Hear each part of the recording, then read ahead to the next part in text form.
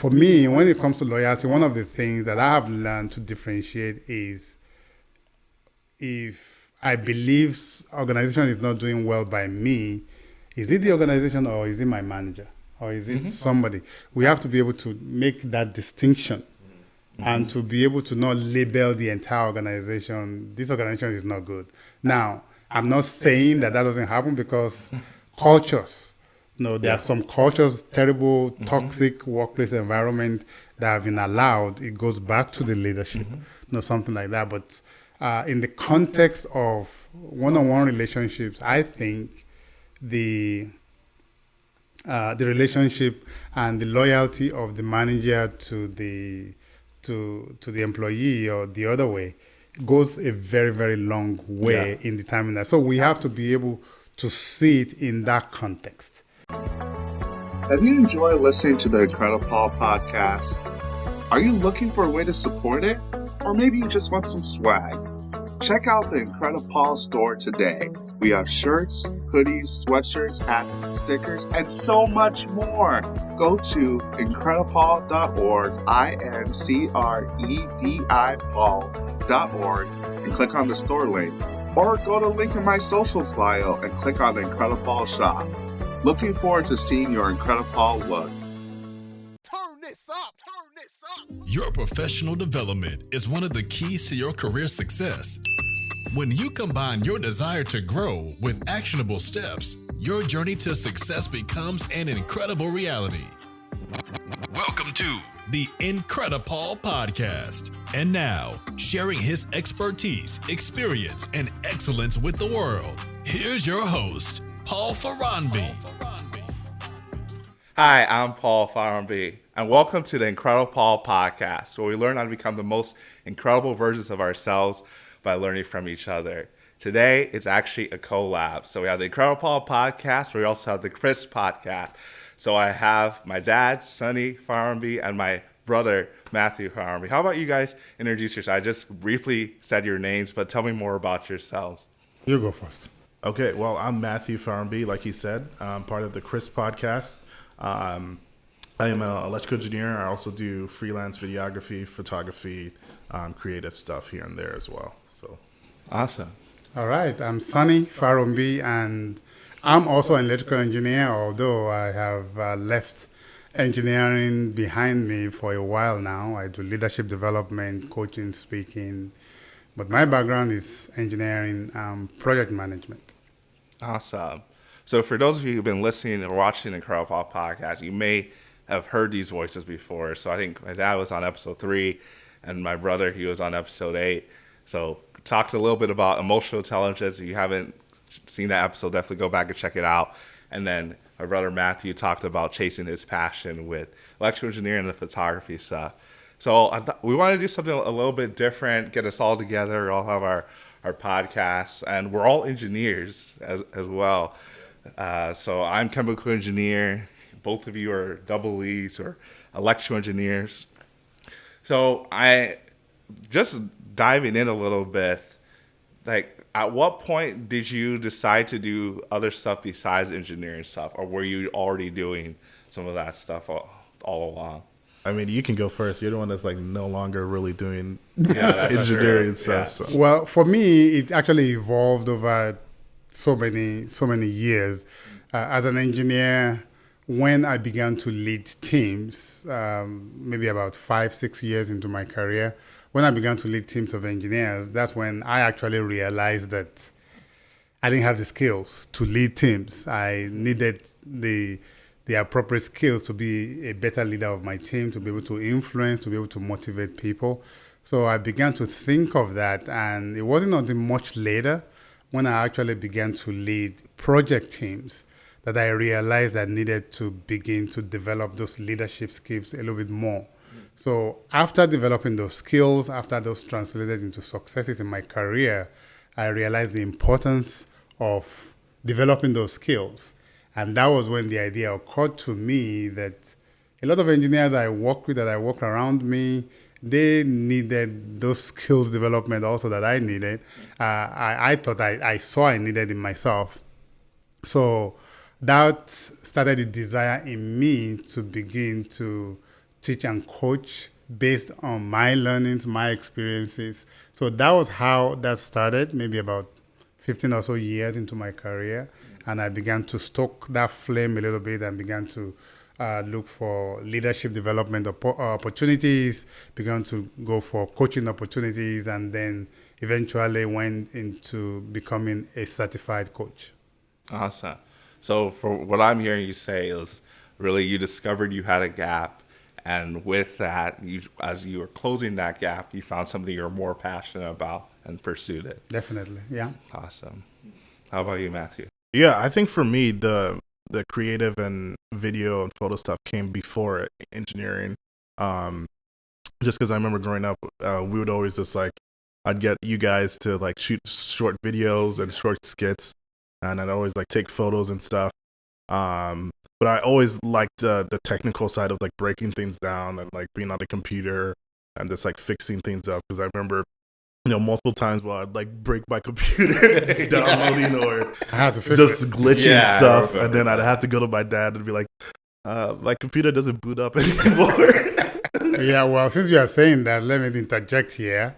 And I remember when you, what was it?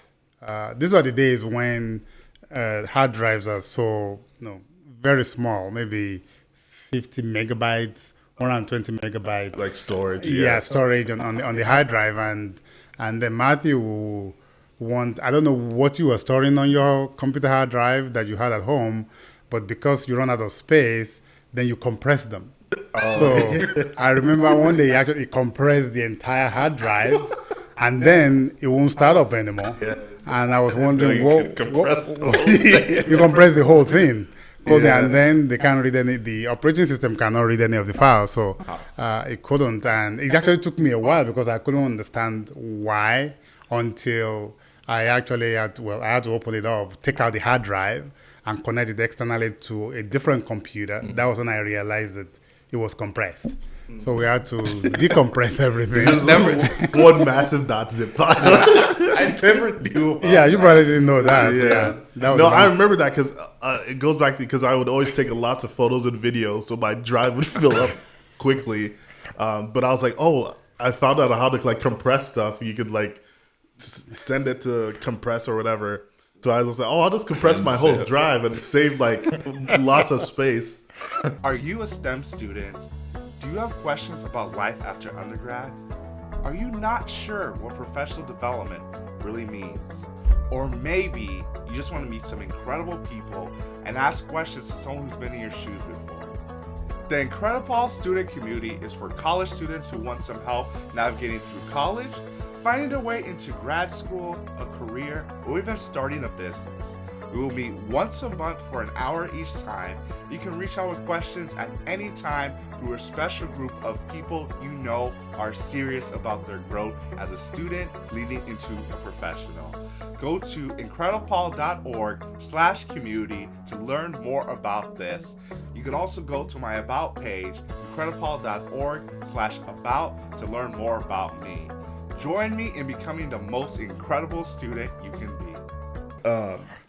Oh, that was funny. I still remember that very well because I know I was mad. I wasn't very happy about that because I was about a couple of hours trying to, first of all, figure out what was going on because the computer wasn't booting. And then once we figured out how, then, okay. Yeah. So again, for me, I definitely had like both sides. And then going into college, decided to study engineering. And then I think it was my second year within engineering, I got like a part-time job as the videographer for the office registrar. So I was able to do kind of like both, again, the freelance stuff and still while studying engineering. So it's always been like both. I like the freelance because of the creative freedom rather than like working for someone and having to do what they say all the time. So it's been a little bit of both, I think. Yeah, no, I definitely agree with you there as far as still working full time and then doing this stuff on the side. So between been working manufacturing 7+ years now, and then officially doing the IncrediPaul stuff over 3 years now. So that's been fun. But it really started out with stuff I was doing with colleges and universities, student organizations. From starting a student organization when I was a sophomore to helping with alumni associations. So I think it's all just been building upon it. But I realized that all the stuff I do at IncrediPaul and NALA STEM with helping people who are underrepresented, historically excluded in STEM, that's my passion. And I think, and we could probably get into this as far as what it's like, because you could talk about the transitioning from working full time to really being on your own full time. Because, and I had other guests talk about this, it's different when you are responsible for making money as opposed to waiting every Friday for a paycheck from a company. And so for myself, I'm really passionate about the stuff I'm doing, but I haven't really made the full jump. And maybe I will. I mean, it's really just circumstances as far as if I'll make the full jump to only doing IncrediPaul stuff and the nonprofit stuff. But I don't like talk about that. Like, was there a catalyst or a specific point that made you want to do that? Well, just like you guys have spoken to earlier, I was still in paid employment when I began to explore the area of leadership. So sharing, occasionally coaching, I was writing blogs, and I was doing a lot of that while I was still had a full-time job. And I thought, no, I'll just continue to explore this a little bit further. But then the point came when there was a major change in the company where I was working at the time.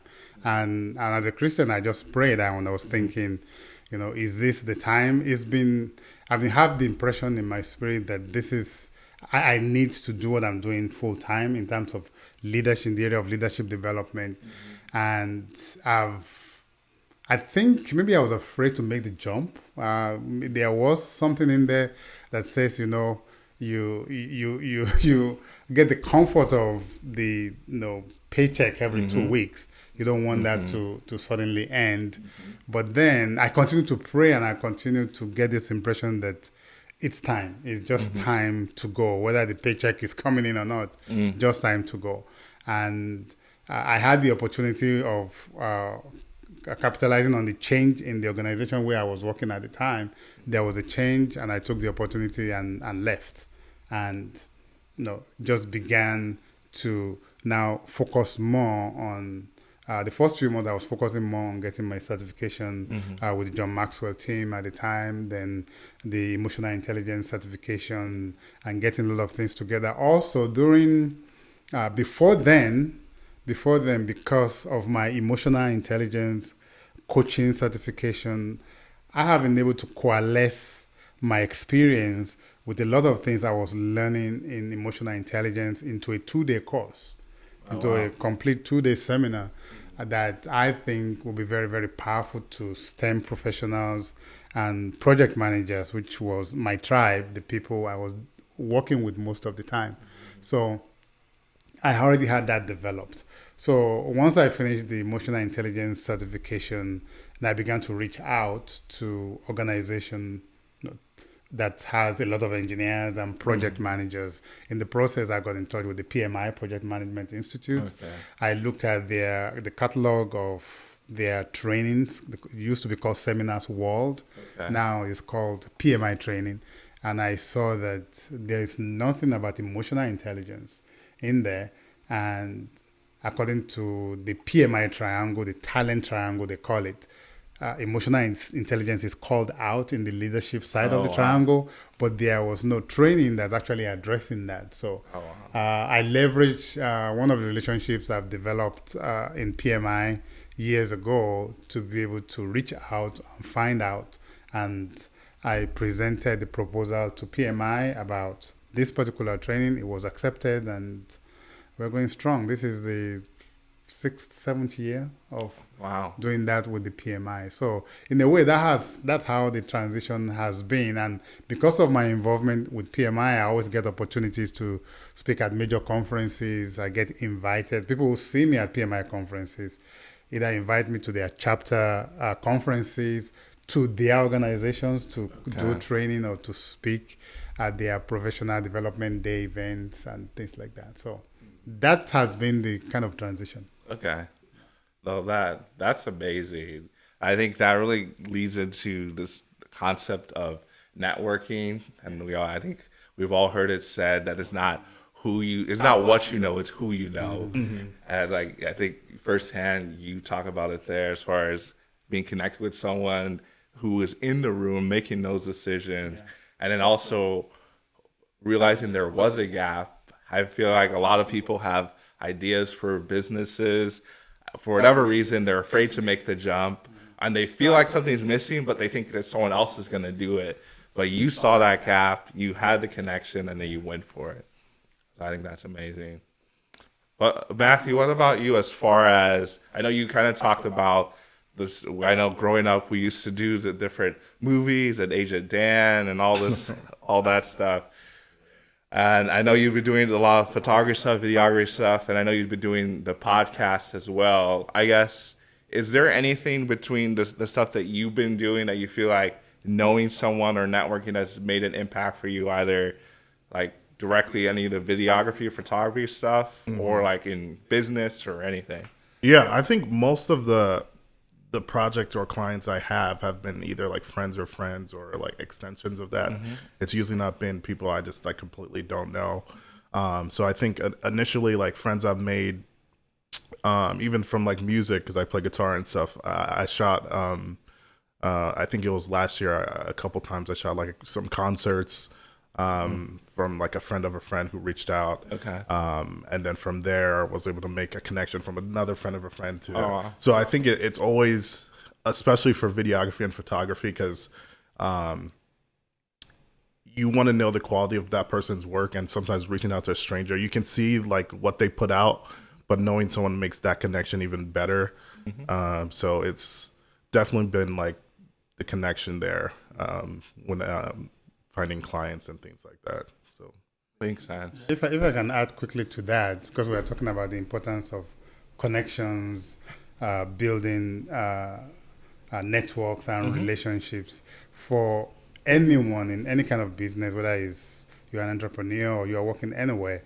What I have learned, at least in my career, is that no one is an island.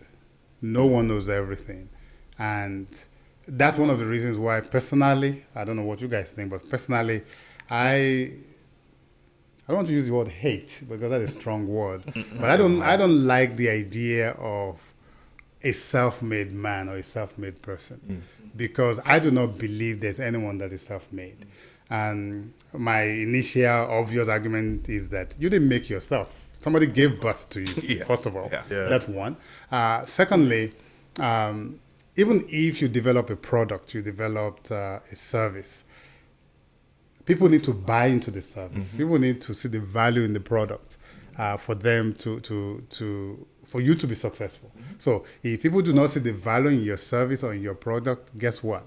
You are not going to be successful. So you may have the vision, you may have the idea, but people, your customers, have to buy into it before you can actually claim success. And funnily enough, most people, you can ask many of the people that we think pull themselves up by their bootstraps, maybe Bill Gates or Mark Zuckerberg or something like that. They have collaborators, they have people that they also depend on, especially in those formative years. So we can now overemphasize the importance of relationship, building networks. Now, I'm saying all of that to say this. At least from my experience, many of us do not build those relationships, develop those networks until we need them.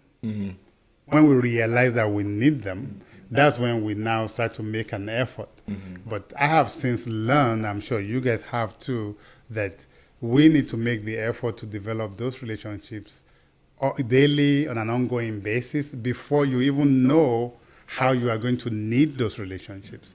It's very important to be intentional about doing that because you never know how it's going to pan out. Yeah. And something that just came up to mind is, while you're talking about that, is the importance of, I think, not burning bridges too. Because I think either if it's a career and you got fired from something, or you no longer have a close relationship with someone, not going even further to make that even worse, because you never know in life where you're going to be and if you're going to need that relationship, or who they're going to be in charge of that. That connection might be that connection might need to be there again in a sense. So that's just what came to mind when you talked about it as well. Yeah, that's so true. And as someone who's transitioned careers from different companies a few different times, so on my fourth different company after college, I definitely agree with that as far as making sure you're leaving well, you're not burning those bridges. I mean, even the first opportunity I had was in Conagra Brands. I was only there 2.5 months, and you would think you're not there that long, that you probably feel like you're burning a bridge, and I thought I was. But the manager I had and the people that I was in contact with, they already saw the value I was adding to them, and I was able to leave well. And they even told me, like, if anything doesn't work out, I can always come back. And that was after 2.5 months. I wasn't expecting that because I had a specific, I had a specific place that I wanted to go as far as work for an international company and traveling and things like that. And then what you were talking about, the self-made millionaire, self-made man or woman, I totally agree. There's no one that's self-made from the very basis of being born or like even someone to buy your product. You can't buy your, I mean, you can... You can buy your own product. Yeah, I mean, you can buy it, but you're not making any money. Exactly. Yeah. Are you wondering what's next? Has everything you tried failed? Or maybe you just feel stuck? Then coaching might be right for you. The coaching relationship is a relationship totally centered on you. If you're tired of running on the hamster wheel of life and want to start to see results, reach out to IncrediPaul for help. So what are you waiting for? Go to IncrediPaul.org/coaching, IncrediPaul.org/coaching, or at I am IncrediPaul on all my socials. Or you can click the link in the bio for your free coaching session. I want to make sure you become the most incredible version of yourself. And then if you already have the money, then that's not part of it. Yeah. And I like what you were saying about being intentional with the networking and building those relationships. That a lot of times people don't do it until they have to. And I feel like, you realize that you need it, and that's one of the things that I have. And I learned this from experience because that used to be me. Now, if I lean towards my emotional intelligence experience a little bit, when I first took the emotional intelligence assessment, there are 15 distinct skills that's called out. One of them is interpersonal relationships, which is how you build and develop these networks. My score in interpersonal relationships was the second lowest out of all the 15. Oh, wow. So it was definitely an area of opportunity for me. So I saw that and I had to be intentional. I had to be intentional about making connections and connecting with people. And I love what you said about even when you leave organizations, I think Matthew said that also, when you leave organizations, making sure you're not burning bridges. Now, I want to add to that even if maybe when you're about to leave, maybe somebody has ignited the bridge on one end, about to set fire to it. Yeah. And I'm sure you understand what I'm trying to say. You can only really control your side of it. Exactly. You are not the one lighting the fire, igniting the thing, but somebody, because you can't control what other people will do. So somebody else is kind of putting fire on the bridge to try and burn it. I think part of being intentional is for us to decide to try to put out that fire, even if we're not the one that started it, because we know what we are doing. We know that we want that bridge to stay intact. I'll give you an example without referencing companies or names of people. To protect the innocent. Yes, and some of the guilty too. Yeah, the guilty too. Yeah. There was somebody was about to leave the organization, and the way the person was leaving was not. He didn't like it. He didn't like it. He thought his manager did not do right by him. Oh wow! So he was at the beginning. He was going to really, during the exit interview, talk to the HR people about some of what they think are the atrocities the manager has committed, or things like that. Not really atrocity, but things that would not have portrayed the manager in a very good light in doing that. So during the exit interview, so I think he hinted that to the HR people, and then at the exit interview, he had done some rethinking about that and decided exactly what we're talking about. Maybe in this case, he actually kind of ignited the bridge, wanted to burn it when he realized, okay, I don't want to do this, and quickly put out the fire. So at the exit interview, because he has already mentioned that to the HR person, the HR person actually brought it up. With him, his manager, and the HR person there. And when the HR person brought it up, he quickly said, you know what, that's not an issue.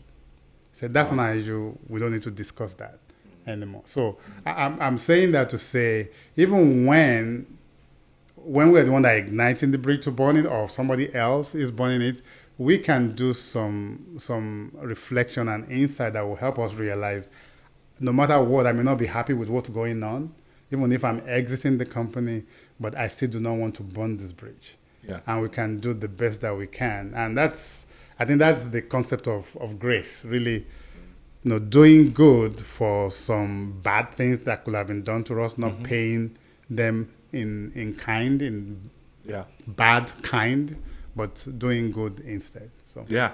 And the other thing is that people change, not only jobs, so they might end up in somewhere else and you might need them or where you're going, but people change. There's just growing personal growth.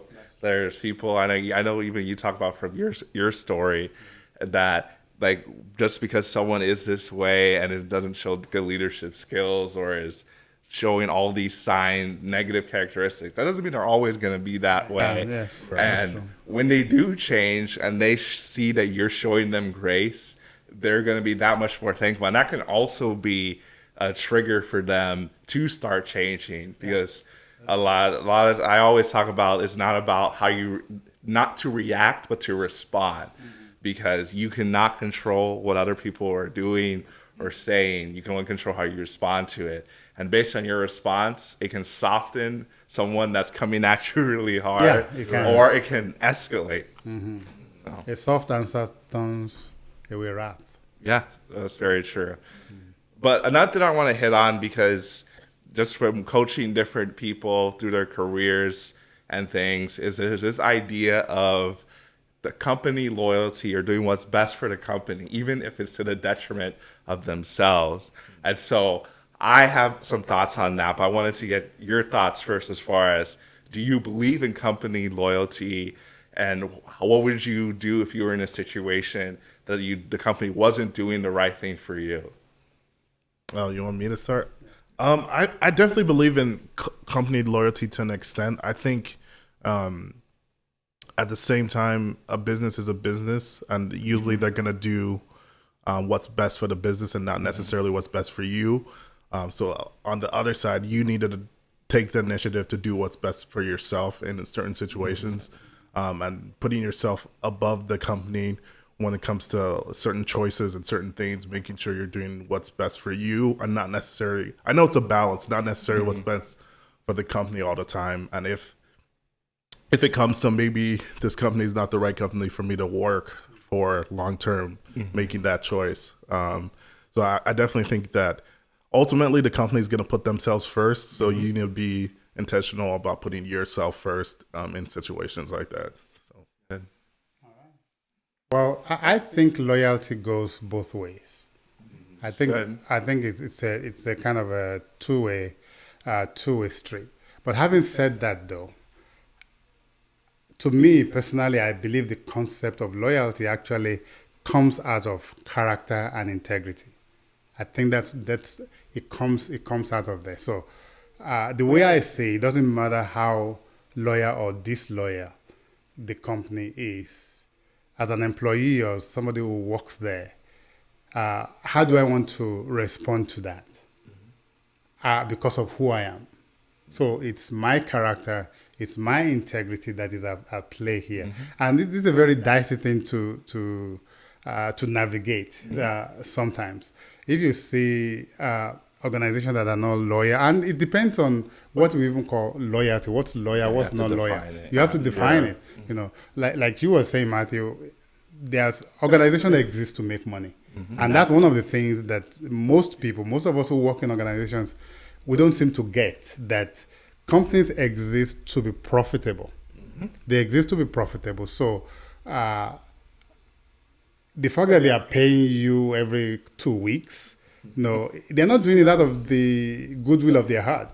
They are doing it because there's some value you are adding to them, and out of that value you are adding to them, they're actually giving you a little back as in your paycheck. So when we remember that organizations exist to make profit, to make money, I think it can help us with some kind of reflection, some kind of insight to realize that, guess what? When it comes to the organization, it's really not about me.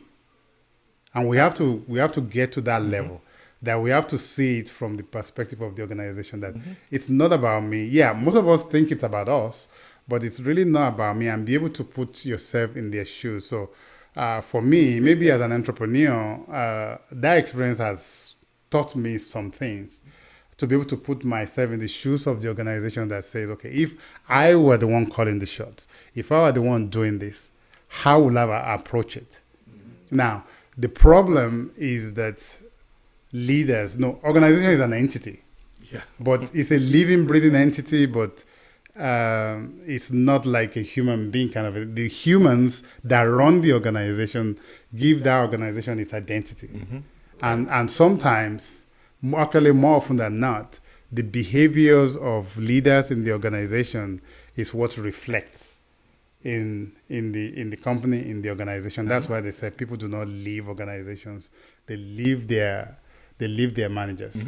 So for me, when it comes to loyalty, one of the things that I have learned to differentiate is, if I believe organization is not doing well by me, is it the organization or is it my manager? Or is it somebody? We have to be able to make that distinction and to be able to not label the entire organization. This organization is not good.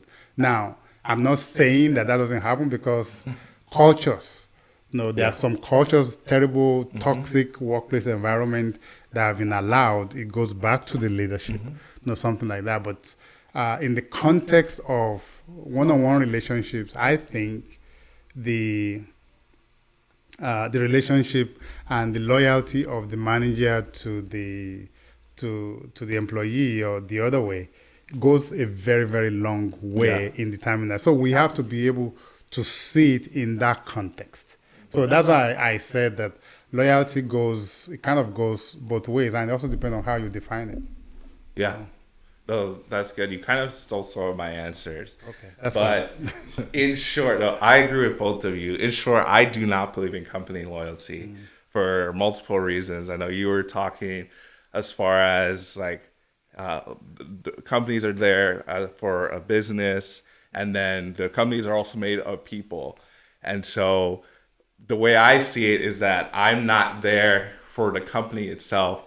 I'm there obviously to provide value for the company, but I'm also getting value back, whether that's monetary value at a very minimum. We can get into that as far as how much salary comes into play. It's really a minimum thing. And then from that, there's a lot of other factors that are important.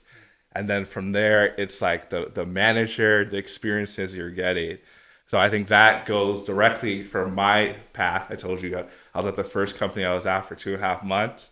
Not because I didn't like the company, more so because the path I wanted to go, that company couldn't do it. And so I went to the next company. And then as I created my path, I tried to carve out what I wanted to do and talk and network, talk with managers, do these things. And so it's interesting.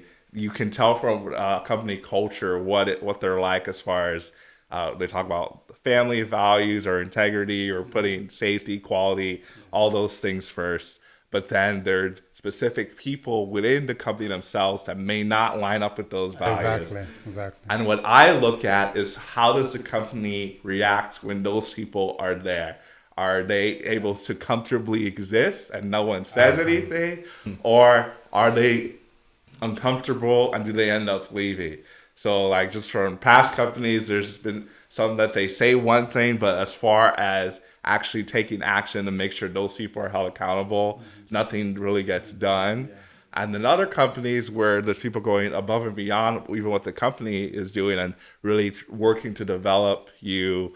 And so not to say that I'm just going to quit a company and just not do what I'm supposed to do, but I really focus more on the individual people and where I'm trying to go. So all the different, I guess the first one I didn't really do that because I was still learning, but every time I've made a transition, I've been very clear as far as what I want to get out of it and where I'm trying to go. Not to say that at the first jump I'm going to leave, but these are my overall, this is the overall path I want to take. This is my working style. I just really put it all on the table as I realize if I am not my authentic self, that I'm going to be miserable there. Yeah, you will be. And so I just need to be more intentional about it. Yeah. As you're saying this, I remember this was several years ago, maybe 8-10 years ago. During one of my travels, I was at Chicago O'Hare Airport, and I saw it's become popular now, but the first time I saw it was almost 10 years ago. It was one corner in one of the concourses in Chicago Airport, just a small sign, and it says something. It says Chief Career Officer, and it just occurred to me that each one of us, we are our own chief career officer. Mm-hmm. We are in charge of our own careers. And I've heard of people who complain that their companies is not developing them. Yeah, they are not developing them, but you have to take the initiative to develop yourself. Mm-hmm. If you have a need for development and you are working in a company, you should take it to your manager or to whosoever to say, this is my path. Well, first of all, good organizations should be having, managers should be having those conversations with their people. But if you are in a situation where you don't have that opportunity, then you should be leading that conversation. You should be going to your manager and say, okay, this is where I want to go, or what's next in line for me? How do we get there? What are the development opportunities that is available for me to be able to do some of these things? We have to take the initiatives. And all of that has been changing over the last 10, 15 years. Maybe about 30 years ago, people just sit in their jobs and they're waiting for the next promotion to happen. They get mad if they're not somebody else is promoted over them and things like that. But taking initiative, and that's one of the things with the upcoming generation, taking initiatives to really look at and say, this is what I want, this is where I want to go, can you help me get there? And what I found out with good organizations is that managers have those conversations with their people, and they help their people get there. They help their people get to where they want to. And I have even seen in good teams where a manager will help one of their team members transition away from their team, a valuable team member, not that they want to get rid of them, somebody that they like, that they want, that is working well for their team. They help them transition away from their own team to another team because that's good for the career of that person. And they see that. When you do something like that, tying it back to loyalty, you will see a lot of company loyalty. It's company loyalty, but really most of the time the loyalty is to the manager who is helping them. Because I've seen instances where that happens and that person goes to another group and that same level of loyalty that they had is not there anymore.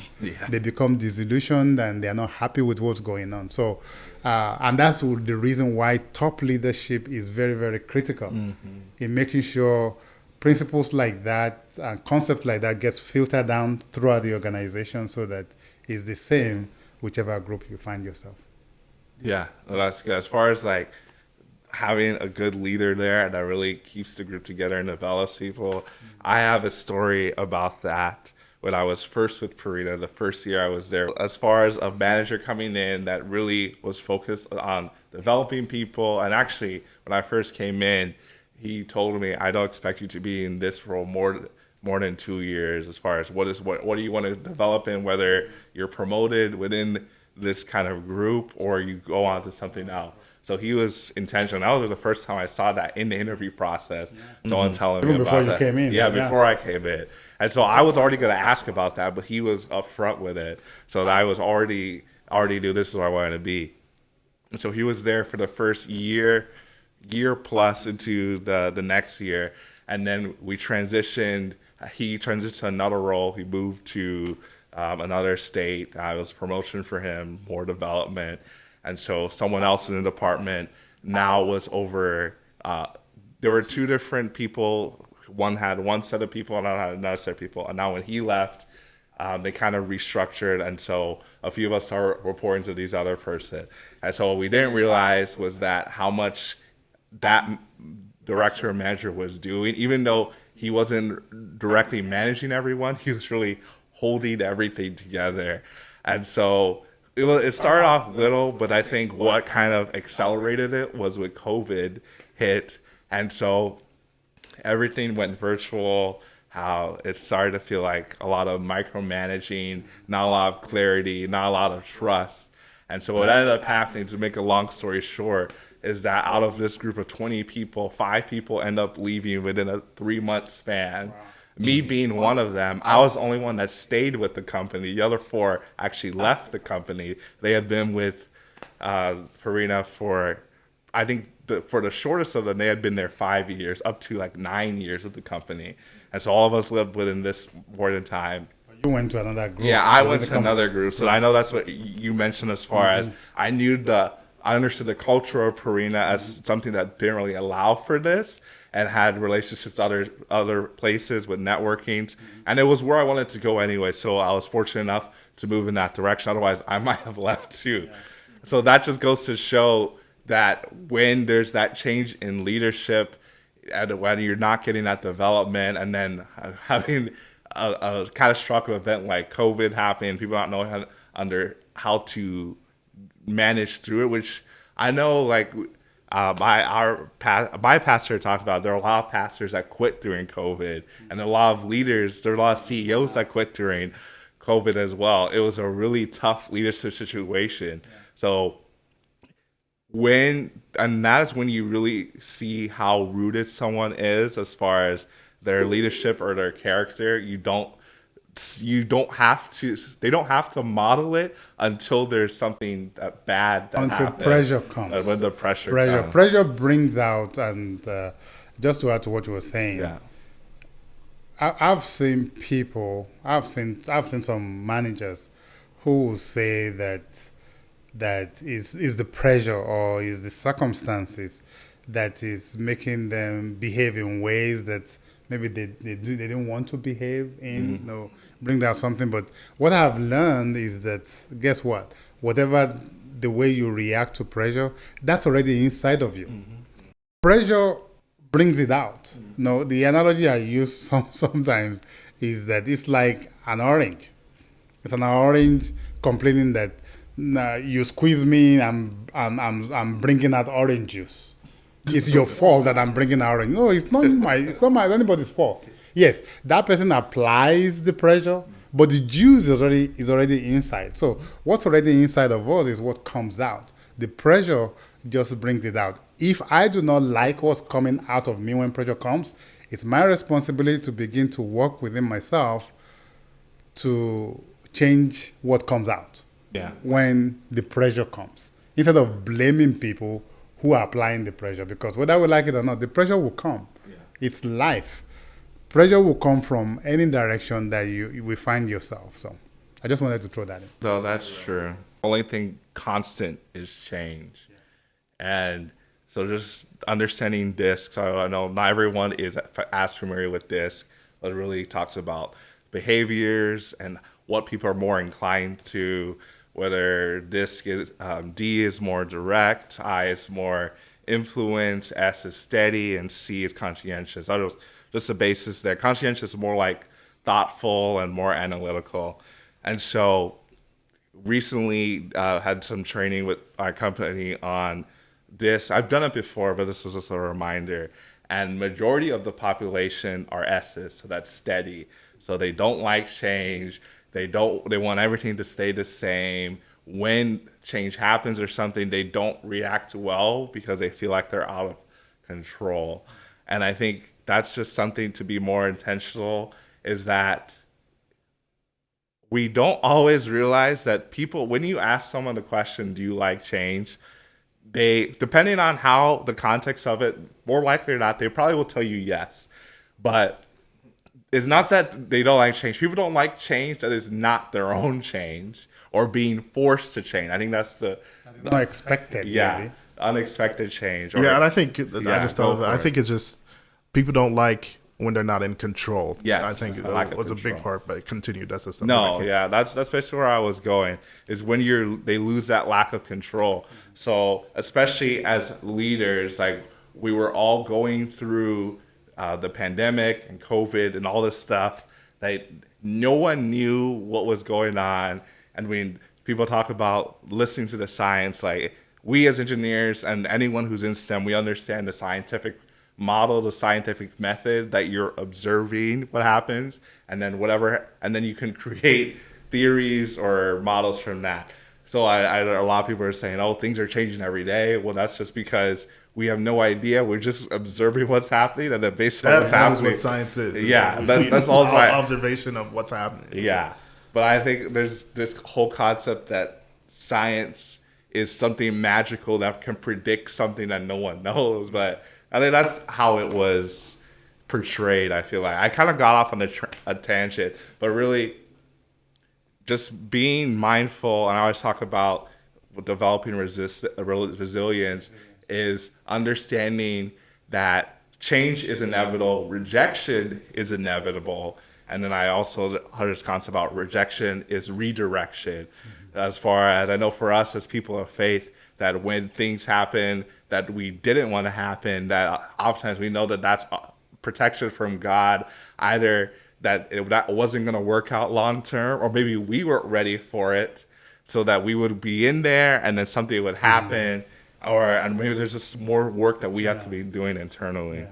The thing with change, and I'm glad that we kind of pivot into talking about change, and it actually takes me back to, I had a coaching session this morning, and we're actually talking about the thing with change is that, first of all, there's also one of the emotional intelligence skills that deals with that. It's called flexibility. Flexibility. So if you're not flexible, that means you're not changing, kind of. And the truth is, whether we like it or not, change, like you said, is inevitable. As long as you have blood, kind of red blood flowing in your veins, change is inevitable. It's just a part of life, the normal part of life, whether we like it or not. Nothing goes on forever the same way. It's, as you said, how we respond to it, how we adapt to change. And I was sharing during the coaching session this morning that our rational mind, just like you were saying, that when you ask somebody if they accept change or how amenable they are to change, they may say, yeah, they are kind of receptive to change. Yeah, in their rational, cognitive mind, they will think that. But when change comes, it's not the rational mind that is responding; it's your emotional mind that is responding to change. And usually, we don't react very well. We react negatively to change unless we continually, on a daily basis, train ourselves to remind ourselves that in life, change is inevitable. It's going to come, whether we like it or not. Just preparing for it, preparing so that the way our mind works. And another thing is this. You talked about us being people of faith when change comes and things like that. Some of the things I've found out, I've seen in my experience, is that sometimes change actually happens to help us course correct, because that stability that most of us are looking for, wanting to just stay the same, may not be good for you. And then the change comes to kind of, take you off that course, that stable course that you think you want to be in, and also to make sure that things happen. And sometimes change takes you, those changes force you into situations that actually are good for you. I remember, and I shared that story in that coaching session earlier today. It was from maybe 5 or 6 years ago. I was teaching a public seminar in emotional intelligence in Sioux Falls, South Dakota. And it was about 50, 60 people in the class. And this guy, at lunch, the seminar was in a hotel. So usually, if the hotel has a restaurant, I eat lunch there because I want to quickly eat and come back before everybody comes in. Or if there is no restaurant in the hotel, I find somewhere close by so that I don't take a long time. But anyway, so this this hotel has a restaurant, and as I walked in, I saw someone in the class, a face I recognized. Oh. And here's another thing a decision I've made a while ago, that if I go to a restaurant at lunch and there's somebody in my class there, I will ask them if I can sit with them. So I sat with this guy, and he started telling me his story. And then he told me that he's made some mistake in his life and he went to jail. That he's been in prison. Wow. Yes, he has been in prison. But while in prison, he had an encounter with some kind of prison ministry. So they came in there, he dedicated his life to God, and wow. He had a change, and he began to walk with them. So after his release from prison, he continued to walk with that ministry. And at the time he was speaking to me, he has actually started his own ministry that does something similar. Wow. To rehabilitate prisoners. He goes to prisons and help to touch hearts and change people's lives. So he told me that at lunch, and he said that he really enjoys what he was doing. Now, after lunch, we began to talk about one of the emotional intelligence skills that we call optimism. Seeing the positives, having hope that things will get better in the future. And one of the key attributes of optimism is gratitude. Is being able to not focus on what's not going well, but to focus on what's going well and being grateful for those kind of things. So I remember in class, after lunch that day, I started asking people, so just share with us one thing that you are grateful for, just one thing. So usually people say families, jobs, good health, and things like that. And this guy, he was sitting to my right, almost towards the back of the room. And he got up, he said, "I'm thankful for my mistakes." Wow. Now, nobody else in the class knew. He didn't say more than that. So nobody else in the class knew what he was talking about, because I sat with him at lunch, he told me the story. I knew what he was talking about. He said, "I'm thankful for the mistake I've made in the past, because if not for those mistakes, I would not be where I am today." So why am I sharing all this? There are some changes in our lives that we don't like. They are not palatable to us when they were happening. But we can, with the benefit of hindsight, be able to look back and see that those changes were necessary to help us step into something bigger, something better. If those changes have not happened, even though we didn't really like them when they were happening at that time, if those changes had not happened, we would not be where we are today. So that's one of the things, talking about change. So in the moment, even when we're in the moment of change, that I try to bring to mind and say, you know what, I may not like this change right now, but maybe there are opportunities that is hiding behind this change. If I discount everything and let it go, I may miss those opportunities. I think that was a really great conversation as far as, I know we shared a little bit about our background, all engineering, but I think we really centered on this idea of emotional intelligence and bouncing back. So I really love that. This whole idea of change being inevitable and being resilient and emotional intelligence is really key. I know that we can go way more in depth. You have 2-day seminars on emotional intelligence. We're not going to do a 2-day podcast, so don't worry about that. But it's really, I think the whole, if you wrap everything up, is really just being intentional about whether it's in your career, in your business, in what you're doing. So as far as everyone that's been listening to the podcast, what is something that you have been thinking about doing that you haven't done? Why are you not doing it? And just seeking out the people that are doing it. Maybe it's not if you're trying to be an author, not seeking out an author that has written 100 books, or maybe you start learning the process, maybe going back to school, whatever it is, just take that first step. But I do want to make sure people know where to find you. I know if they've listened to a previous podcast, they know that, but like, how can people find both of you as far as social media, websites, that sort of thing? Well, my website is sunnyspeaks.com, and you can find me there. Awesome. So you can find me at MatthewFaronbi.com. All the links to like my social media and all that stuff is there. Also, the links to the Crisp podcast that we do is there as well. Yes. So definitely love this collaboration between the IncrediPaul podcast and the Crisp podcast. I think it was maybe a little bit more heavy on the IncrediPaul podcast, but it's been awesome. So for those of you who are maybe not listening on my podcast, but listening on the Crisp podcast, you can find me on social media. I am IncrediPaul, INCREDI Paul. IncrediPaul, I am IncrediPaul, or IncrediPaul.org. Paul Faronbi, search for it. You can find it pretty much anywhere. I'm on all the socials.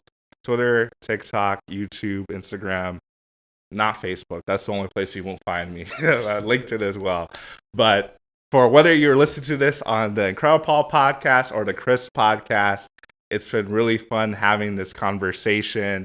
I hope you really enjoyed it, and keep being incredible. Thank you for listening to the IncrediPaul podcast with Paul Faronbi. We hope you enjoyed. Be sure to rate and review this podcast on your favorite podcast listening platform. We'll see you here next time. And be incredible. Incredible.